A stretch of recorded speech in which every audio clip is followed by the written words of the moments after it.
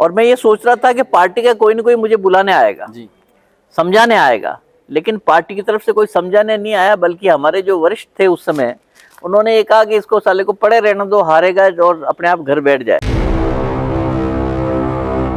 भविष्य के लिए क्या सोचते हैं? भविष्य में ऐसी आस रहेगी या अब जनता सेना नहीं स्टैंड देखिए, रहेगी अपनी अब हम काफी ट्राई कर चुके जी। हैं और मुझे नहीं लगता कि भारतीय जनता पार्टी में हमारे लिए कोई स्कोप है।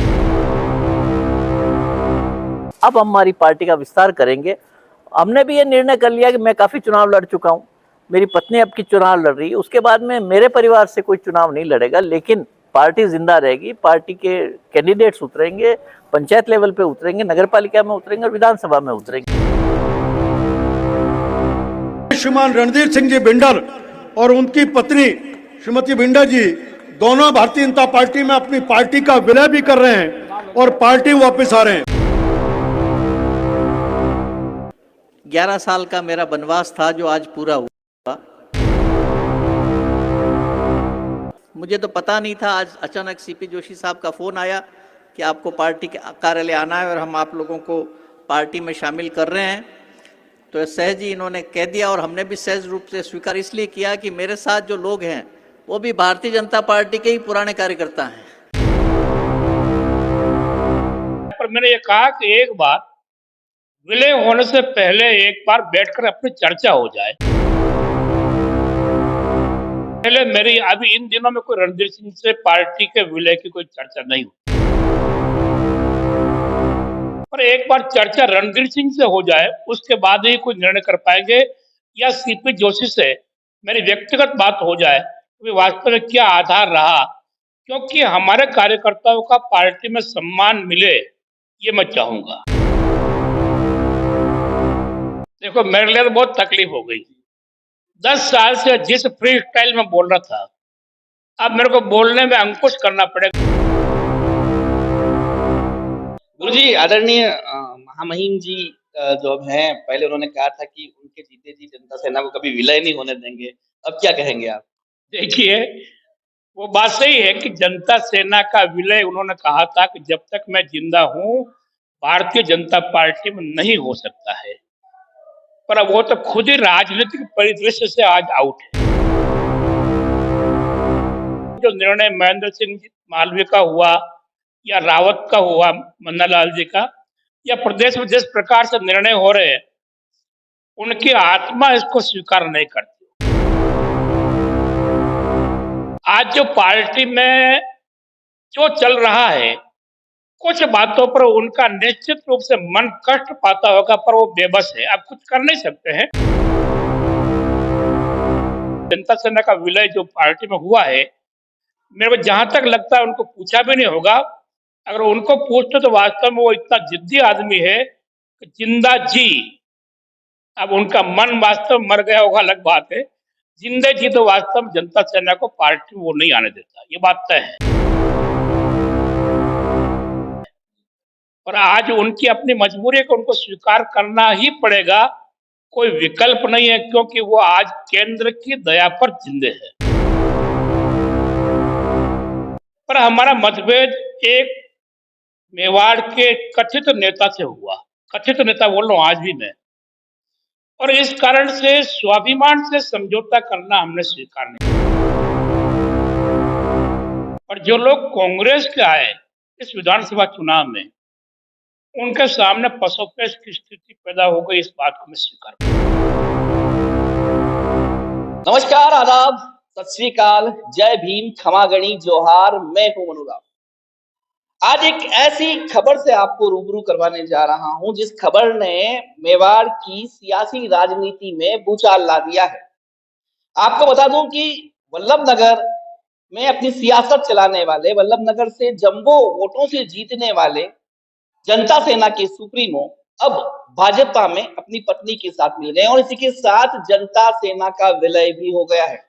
आपको बता दें कि 2013 में भाजपा से टिकट नहीं मिलने पर रणधीर सिंह बिंडर निर्दलीय लड़े थे और भाजपा की जमानत तक जब्त कर दी थी। ऐसे में विधानसभा चुनाव जो हुए थे गत चुनावों में, उन्होंने कहा था कि वे कभी भाजपा में नहीं जाएंगे और जनता सेना सारे ही चुनाव लड़ेगी, लेकिन उनके परिवार से कोई नहीं लड़ेगा। इस बीच चित्तौड़ से चंद्रभान सिंह आकिया का टिकट कट जाता है और वह बागी हो जाते हैं और वहां पर भाजपा क्या जमानत जब्त हो जाती है विधानसभा चुनाव में। और लोकसभा चुनाव में जिस तरह से सुगबुगाहट चंद्रभान सिंह आकिया की देखी जा रही थी, उस तरह से भाजपा में कहीं न कहीं एक कार्ड को खेलते हुए रणधीर सिंह भिंडर को भाजपा में शामिल कर दिया है, क्योंकि भाजपा लोकसभा में कहीं न कहीं उदयपुर के आसपास की सीटों पर डरी हुई है, भले ही बांसवाड़ा हो, उदयपुर शहर हो या चित्तौड़ हो, क्योंकि सीपी जोशी और चंद्रभान सिंह की अदावत वहां पर देखी जा रही है और काफी बगावत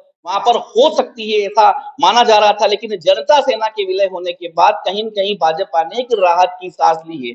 जनता सेना के प्रदेश समन्वयक मांगीलाल जी जोशी हमारे साथ है, हम उनसे जानेंगे। जोशी जी, बताइए आप कि जनता सेना का विलय होने से पहले कोई जानकारी थी आपको? देखिए, जनता सेना के सुप्रीमो रणधीर सिंह जी और मैं एक भोजन में मिल गए थे।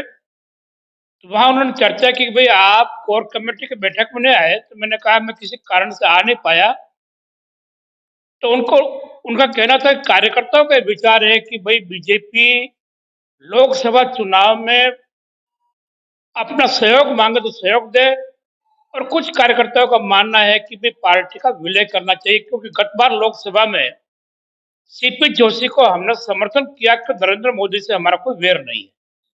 क्योंकि उस समय सीपी जोशी मेरे पास आए थे और कहा कि जनता सेना इस बात का निर्णय करे कि भारतीय जनता पार्टी को और मेरे को सहयोग जनता सेना करे। और इस नाते हमने सावरा जी की जो आम सभा हुई, पार्टी की बड़ी विशाल सभा जहाँ लगभग 3,500 लोग शामिल थे, वहां निर्णय किया कि जनता सेना भारतीय जनता पार्टी को लोकसभा में सहयोग करेगी। इस बार रणधीर सिंह जी के कुछ कार्यकर्ता जो वल्लभनगर के हैं, उनका विचार था कि जनता सेना का विलय होना चाहिए, पर लोकसभा में जनता सेना कहीं विरोध नहीं करे। मैंने कहा अगर मान लो आप सब कार्यकर्ताओं का विचार होता हो तो आप निर्णय कर ले, उससे पहले कोई चर्चा मेरी नहीं हुई।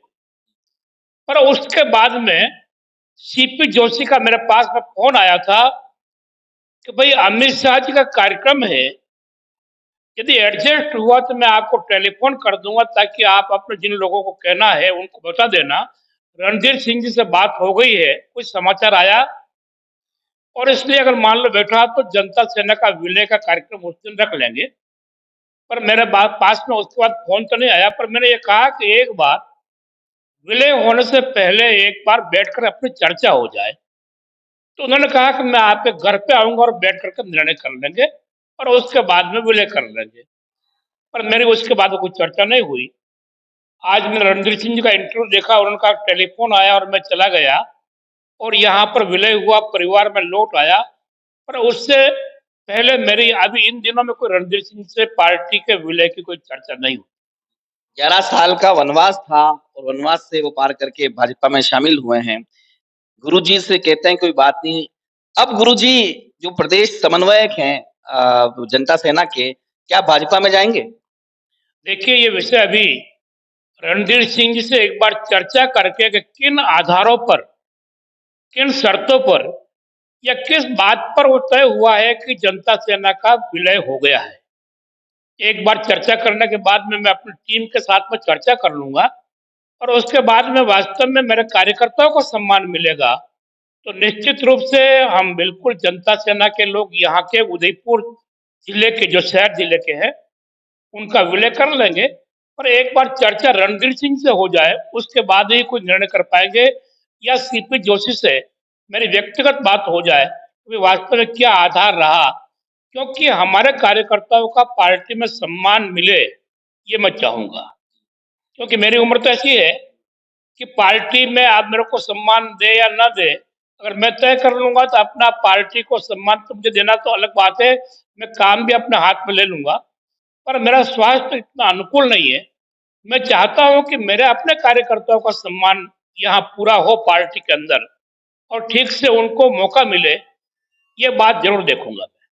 गुरुजी, आप हमेशा स्पष्टवादी रहे हैं, भले ही भाजपा हो या कोई भी पार्टी हो, जिसने भी जो भी बोला हो उनके खिलाफ लगातार आप बोलते आए हैं और अपनी आवाज को हमेशा बुलंद किया है। अब भाजपा में शामिल आपकी जनता सेना हो गई है, तो हो सकता है देर सवेर आप भी जाए, तो उन लोगों के लिए क्या कहेंगे आप? देखो, मेरे लिए तो बहुत तकलीफ हो गई। 10 साल से जिस फ्री स्टाइल में बोल रहा था, अब मेरे को बोलने में अंकुश करना पड़ेगा। हालांकि मेरा जो स्वभाव है, शुरू से ही पार्टी के अंदर भी मैंने विरोध किया। अगर गलत निर्णय हुआ, गुलाब जी का साथ था, गुलाब जी कोई गलत निर्णय करते तो मैं बड़ी बैठक में उनका विरोध करता। आज तो पार्टी में ऐसा कोई नहीं कि गुलाब जी के खिलाफ तो बहुत दूर है। टाक साहब ने अभी अतिक्रमण अभियान चलाया तो एक विधायक की भी हैसियत नहीं को उनसे बात करें, और गुलाब जी की भी नहीं है। या ना, पार्टी की जो स्थिति वर्तमान में चल रही है, अगर मेरे को मान लो ज्वाइन कर ली और गलत लगेगा तो पार्टी में तो मैं विरोध करूंगा ही। मैं चाहूंगा कि वास्तव में जिस तरह से आज पार्टी चल रही है, इससे मैं ज्यादा संतुष्ट नहीं। गुरुजी, आदरणीय महामहिम जी जो अब हैं, पहले उन्होंने कहा था कि उनके जीते जी जनता सेना को कभी विलय नहीं होने देंगे। अब क्या कहेंगे आप? देखिए, वो बात सही है कि जनता सेना का विलय उन्होंने कहा था कि जब तक मैं जिंदा हूं, भारतीय जनता पार्टी में नहीं हो सकता है।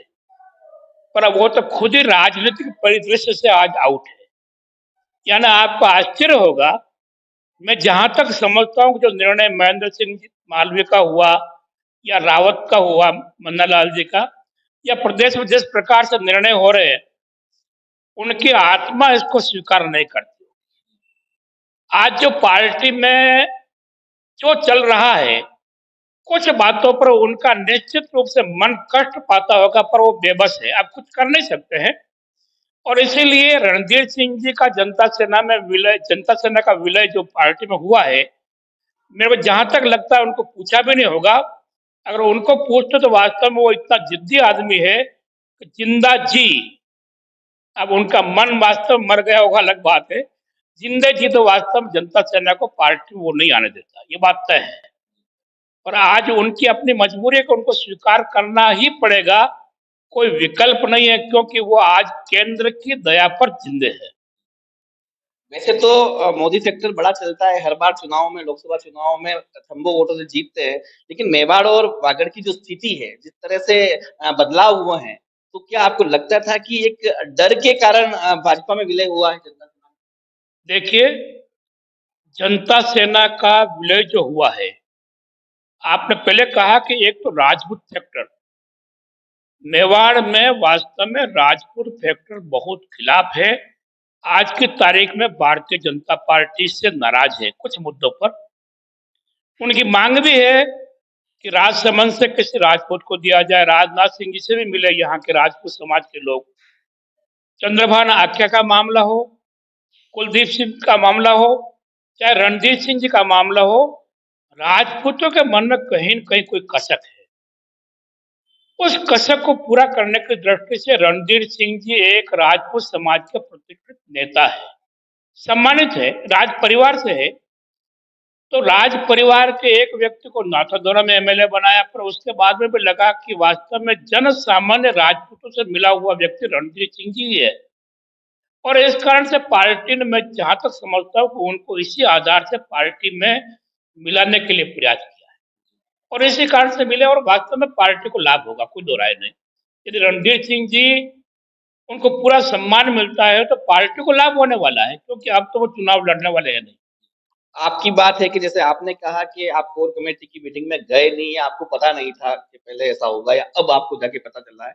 इसी तरह से अगर हरि सिंह जी की बात करें, आप और हमेशा हरि सिंह जी विधानसभा चुनाव की बात करें, इतने दिन इंतजार करने के बाद में आपने अपना टिकट उतारा, तो हो सकता है उसकी वजह से कमजोरी रही है और पार्टी की स्थिति जो है तीसरे नंबर पे आई है। तो मेरा ये कहना है कि जिस तरह से रणधीर सिंह जी ने उस समय, हरि सिंह जी ने उस समय कहा था कि भाजपा का भूत कब जाएगा, तो उसके बारे में आप क्या कहना चाहते हैं? देखिए, हरि सिंह जी भी भारतीय जनता पार्टी के पुराने कार्यकर्ता है, वर्षों तक जिलाध्यक्ष रहे। मैं भी भारतीय जनता पार्टी का कार्यकर्ता हूं, वर्षों तक जिलाध्यक्ष रहा, प्रदेश कार्य समिति का मेंबर रहा, लगभग 25 साल तक मैं पार्टी के प्रमुख लोगों में रहा यहाँ उदयपुर में। पर हमारा मतभेद एक मेवाड़ के कथित नेता से हुआ। कथित नेता बोल रहा हूं आज भी मैं। और इस कारण से स्वाभिमान से समझौता करना हमने स्वीकार नहीं किया। ये कि ये परिस्थिति रणधीर सिंह जी के साथ में हुई, उनको अपमानित करने का, राज परिवार का व्यक्ति है, अपमानित तो नहीं हो सकता है, वो घास की रोटी खा सकता है, पर पार्टी से खिलाफ हम तीनों ही नहीं गए। आपको आश्चर्य होगा कि गुलाब जी ने तो कहा कि कांग्रेस को वोट दे देना, जनता सेना ने हार स्वीकार कर ली, पर कांग्रेस को वोट दे देना यह कभी नहीं कहा, अभी भी नहीं कहेंगे हम। वास्तव में जनता सेना नहीं चाहती है कि भारतीय जनता पार्टी कमजोर हो। ये तो कंप्रोमाइज हो गया, मिल विलय हो गया। बाकी लोकसभा में हम नहीं चाहते कि मोदी कमजोर हो।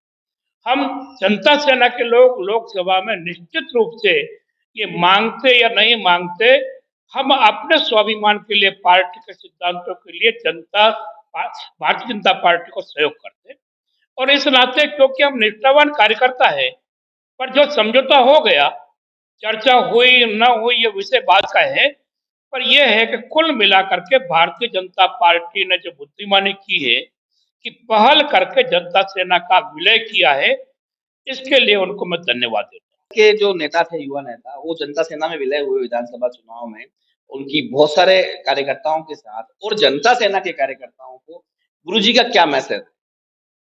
देखिए कि जनता सेना के कार्यकर्ताओं का मैसेज तो वास्तव में आपने कहा तो ठीक है, पार्टी का विलय हो गया, पर जो लोग कांग्रेस के आए इस विधानसभा चुनाव में, उनके सामने पसोपेश की स्थिति पैदा हो गई, इस बात को मैं स्वीकार करता हूँ।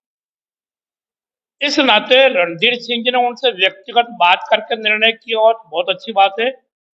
बाकी उनके साथ में एक तरह से ठीक नहीं हुआ, क्योंकि वो तो आज की तारीख में न कांग्रेस के रहे न जनता सेना के रहे। भारतीय जनता पार्टी में विलय के लिए उनका मन मानता है या नहीं मानता है, यह एक बार उनसे चर्चा होनी चाहिए थी।